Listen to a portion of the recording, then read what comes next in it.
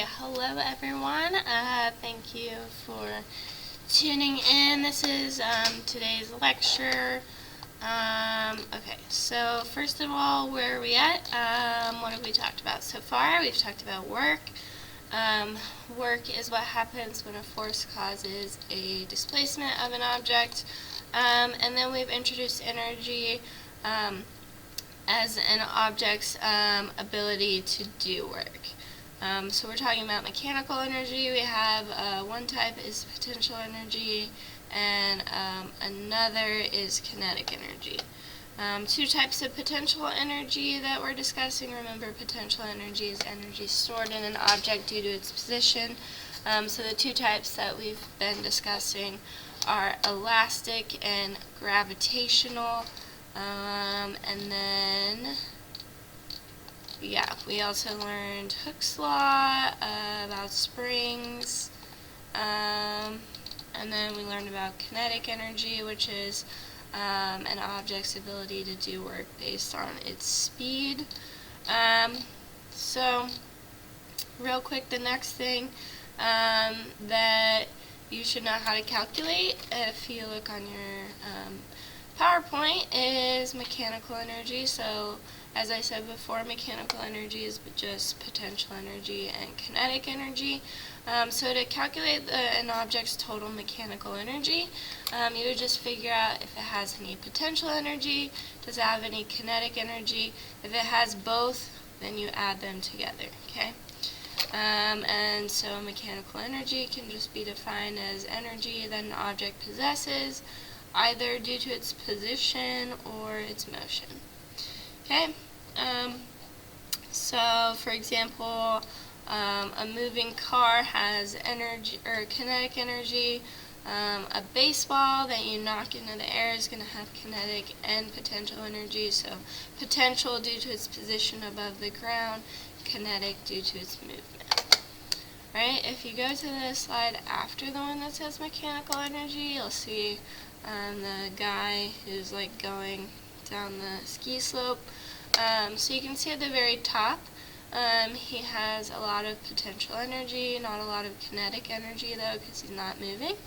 But no matter what those are, if we want to find his total mechanical energy, we just add those two together, so it's 50,000. At the next spot, you can see that he's traveling with 20,000 joules of kinetic energy, and his potential energy is dropped to 30,000.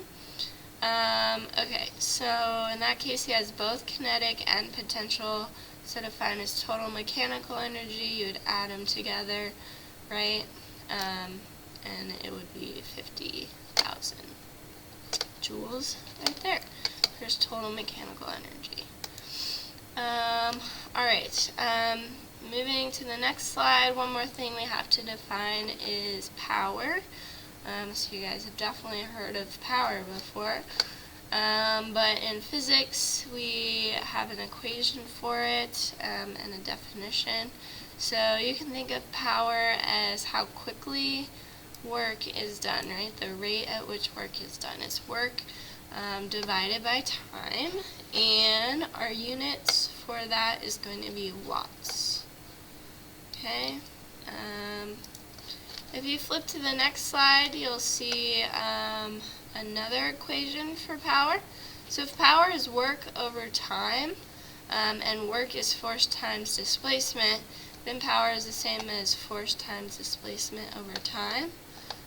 Displacement over time is velocity, if you remember from our kinematics unit, and so you could just sub that displacement over time with velocity, and so you get power is equal to the force times the velocity. And so that is another way you can look at the definition of powerful objects.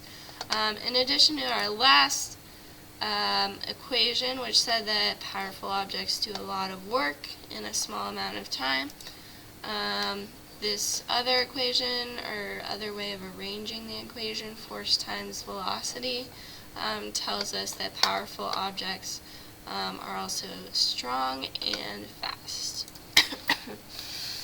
Alright, so let's do this problem right here on the next slide. We have an escalator that is used to move 20 passengers every minute from the first floor of the department to the second. The second floor is located 5.2 meters above the first floor. The average passenger's mass is 54.9 kilograms. Determine the power requirements in order to move them. Okay, so let's just talk about the work that is required to move one passenger up. Okay, we're going to have to overcome the force of gravity that acts on the people. So we have their mass, 54.9 times g to get their weight. Okay, that's their weight is the force of gravity that acts on them. So that's what we have to overcome. So that is the work that the escalator does, is that force times the distance of 5.2 meters. And so the work for each person is going to be 2,798 joules.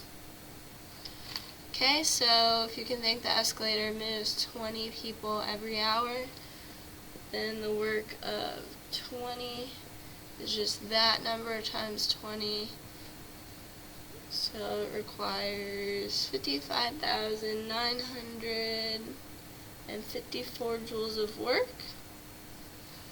Alright, but we want to know the power. So power is work over time, and it says it moves 20 people every minute. Okay, so that's going to be 60 seconds. So our power will be equal to our work over our time, 60 seconds, which will come out to be 933 watts. That is the power output of our escalator.